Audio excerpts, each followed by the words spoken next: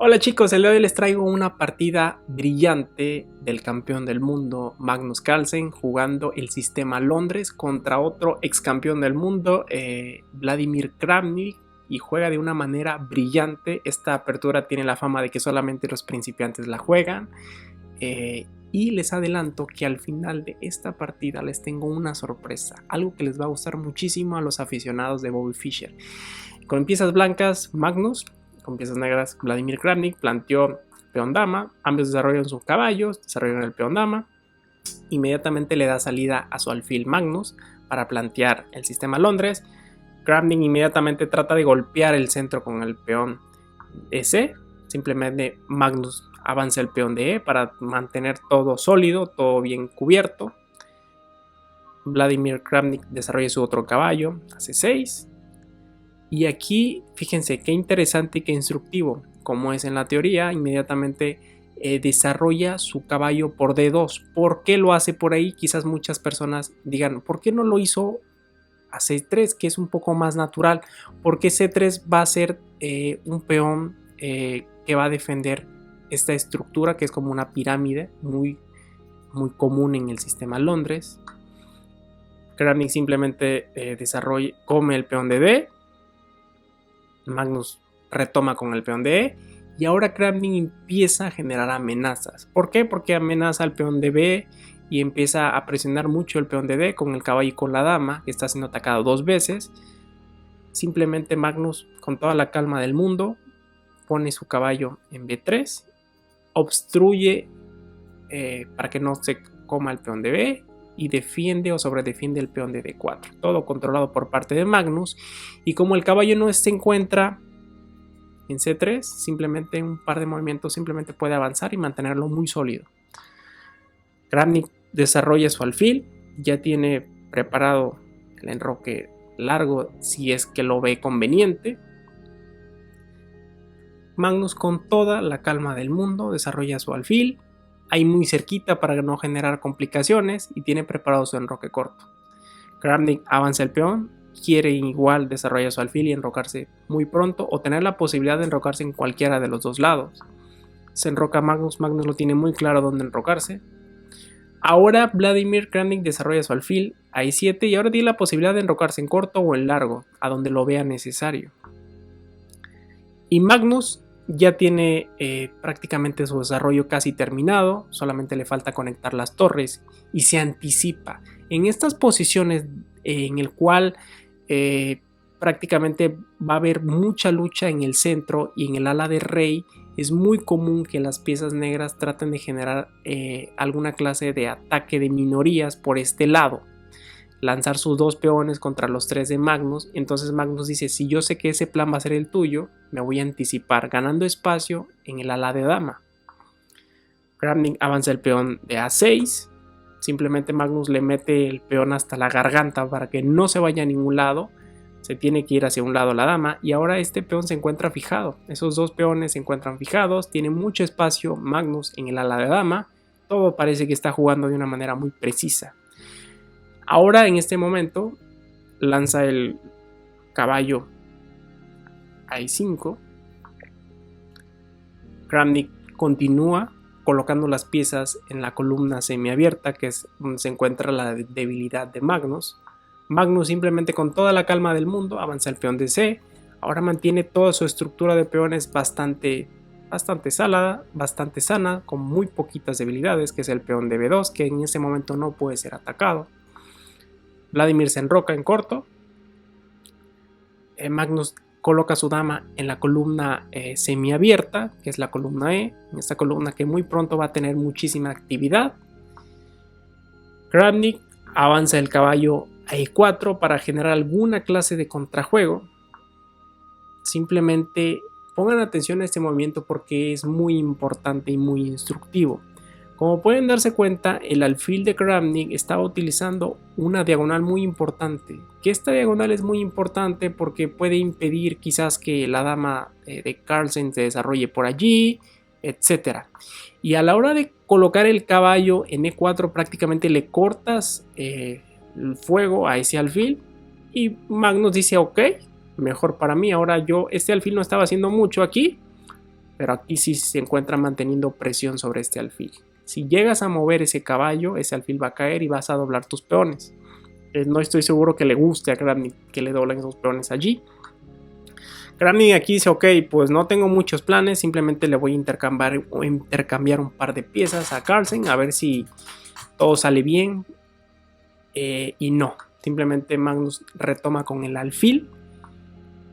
Ahora, como les había comentado, ese alfil aquí se encontraba mal posicionado y ahora lo mantiene cubierto. En dado caso de que Magnus se lo coma, simplemente abriría líneas sobre el enroque de Magnus. Es por eso que lo echa hacia atrás. Magnus se anticipa el avance del peón de F al Facu, se quita. Y aquí, evidentemente, Vladimir Kramnik lo que quiere, lo que intenta hacer con este movimiento es venirse a C4 y empezar a molestar la posición con un caballo ahí medio molesto. Y hace uno de los movimientos más increíbles Magnus en esta posición. Un movimiento que quizás si vemos que lo hace un principiante podremos criticar muchísimo. Se come el alfil, dobla los peones, que eso es un movimiento interesante, pero el siguiente movimiento es el criticable, que lo pongo como brillante por lo que va a pasar en la partida. Intercambiar un alfil por un caballo sin ninguna clase de compensación es un movimiento muy criticable porque, como pueden darse cuenta, siempre los alfiles son mucho mejores que los caballos y más en los finales, que parece que se está acercando el final. Pero Magnus ya lo tenía todo controlado en esta posición, como vamos a darnos cuenta muy pronto. Parece que todo está igualado, parece que se van a firmar las tablas, las piezas negras no tienen muchas debilidades, parece que todo se encuentra controlado, ambos tienen una pieza menor, pero Magnus va a demostrar cómo con ese movimiento empieza a plantear su plan. Simplemente se le hace muy complicada este alfil para que tenga alguna clase de contrajuego. Al mismo tiempo le da un respiro al rey y muy pronto vamos a ver cuál es la tercera idea de este movimiento. Kramnik dice, ok, voy a generar alguna clase de contrajuego porque si no me vas a aplastar. Come al paso Magnus, retoma Kramnik, quiere presionar la debilidad, la única debilidad que tiene en la posición Magnus, que es el peón de B2. Simplemente la defiende Carlsen con la torre. La única debilidad que tiene en la posición la defiende muy bien. Kramnik obviamente quiere presionar la única debilidad que tiene Carlsen y simplemente se quita con el caballo de la amenaza de la dama. Este punto se encuentra defendido por la torre, así que la dama jamás va a entrar. Kramnik se encuentra sobrepasado, no tiene muchas opciones, no tiene muchos movimientos. Este alfil está haciendo realmente poco en esta diagonal. Entonces avanza el peón a ver qué pasa para deshacerse de él. Y este movimiento lo marco también como brillante. Es un movimiento brillante. ¿Por qué es brillante? Porque este caballo es la clave de la posición. Este caballo está sobredefendiendo la única debilidad que tiene Carlsen en la posición. Y además de eso, evita la ruptura. La ruptura o el avance del peón E va a estar limitada. No puede avanzar porque el peón y el caballo están defendiendo. La torre también está ayudando. Es muy difícil para Kramnik en esta posición debido a este caballo. No es lechuguero, pero podemos casi catalogarlo como lechuguero porque está ahí inexpulsable, defendiendo y atacando todo. Kramnik dice, ok, voy a tratar de generar alguna clase de amenaza, clavando a ese caballo, a ver qué pasa. Y Magnus llegó la hora de empezar a generar amenazas. Avanza el peón de H. La intención es muy clara, seguirlo avanzando y debilitar el enroque de las piezas negras. Kramnik trae la torre a la columna C. Y fíjense qué movimiento tan sencillo, tan práctico y tan útil. Coloca su torre Magnus en D2. Sigue manteniendo la defensa del peón, que es la única debilidad, y ahora sobredefiende el caballo. Este caballo lechuguero se encuentra sobredefendido. Y al mismo tiempo le da entrada para que la dama entre a la columna H. Kramnik dice, ok, voy a seguir defendiendo a este peón para que siga avanzando, a ver si genera alguna clase de contrajuego. Pero es demasiado tarde porque Magnus ya va a tocarle la puerta a esa cochina que se encuentra un poco sudorosa. No le queda otra a Kramnik más que aceptar el reto. Entra con la dama y fíjense qué curiosa posición en la cual el rey de Kramnik se encuentra bastante solito. La cochina se encuentra bastante solitaria y fíjense cómo Kramnik siempre encuentra un recurso para defenderse. Avanza el peón a G y es muy evidente lo que quiere hacer Kramnik y es muy instructivo, pongan atención. Lo que quiere hacer Kramnik con este avance del peón G es muy claro, es darle salida al rey para que se venga a G7 y una vez que se quede en G7 pasar las torres por detrás del rey y atacar, obviamente. Eso es lo que quiere hacer, es evidente que lo que quiere hacer. De momento está amenazando a la dama de Magnus. Magnus obviamente se tiene que ir a algún lado, pero obviamente se va a H6. ¿Para qué? Para evitar que el rey haga su plan de venirse para acá y pasar las torres. Al mismo tiempo prácticamente deja esclavizada esa cochina. Esa cochina está muy acalorada en esa jaula tan pequeña. Kramnik no tiene mejores opciones más que tratar de seguir avanzando el peón. Y ahora, hasta este momento, se revela cuál es la intención de ese peón a G3 y es pasar la torre por detrás y rematar al rey de Kramnik que se encuentra encerrado. Kramnik no le queda otra más que regresar piezas a defender, amenaza a la dama y fíjense cómo coloca a su dama manteniendo presión sobre el punto débil de F7. ¿Por qué es un punto débil? Porque solamente se encuentra defendido por el rey. Y todo peón que solamente se encuentra defendido por el rey se puede considerar una debilidad. Kramnik coloca su alfil allí para tratar de defender lo mejor posible, apretar la dona hasta el último momento. Pero simplemente Magnus no tiene ninguna clase de prisa, todo se encuentra defendido, no tiene ninguna clase de amenaza y echa un caballo hacia adelante. Sería un grave error por parte de Kramnik comerse ese caballo. ¿Por qué? Porque simplemente dejarías al la única pieza defensora que tenías, que era ese alfil, y vas a dejar al rey muy mal posicionado con la torre y con la dama. Van a entrar y te van a golpear muy duro en la cara. Obviamente Kramnik no iba a hacer eso, simplemente lo que hace es retroceder. Retrocede con la dama a tratar de apretar la dona lo más posible, pero ya es un poco tarde, porque simplemente Magnus mejora sus piezas. Podemos darnos cuenta que la torre está haciendo algo, el caballo está manteniendo presión, la dama está manteniendo presión y la única pieza de Magnus en esta posición que no está haciendo nada es la torre de D.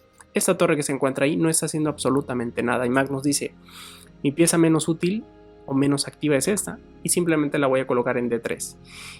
Vía F3 voy a presionar el punto débil de F7. Muy sencillo, ¿no? Busco debilidades y las ataco. Parece que es muy fácil jugar ajedrez para Magnus.